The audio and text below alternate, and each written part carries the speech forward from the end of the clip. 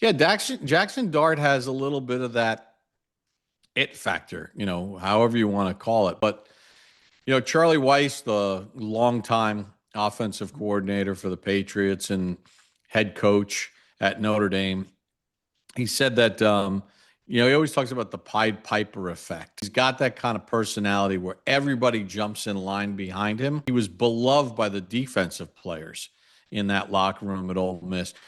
In fact, Jackson Dart, now with the NIL, where college football has become pro football, Jackson Dart was leading the recruiting effort of players to try to get both offensive guys and defensive guys to Ole Miss.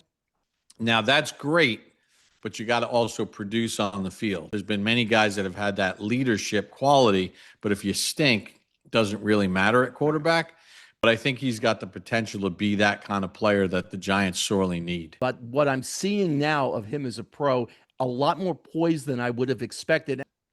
This whole thing of taking on defenders when he runs, that was a talking point in college with him too. And can't seem to get that out of him, which is going to get him killed in the NFL if he keeps doing it. But he has a lot of poise. He's a really fierce competitor.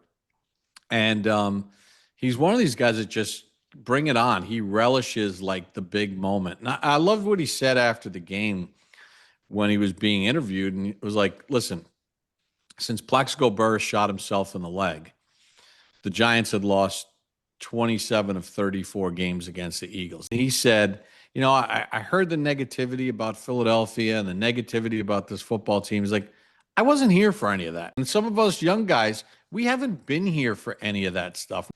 We're starting anew now. But when you keep changing head coaches and general managers and coordinators and offensive line coaches, you're setting your quarterbacks up to fail.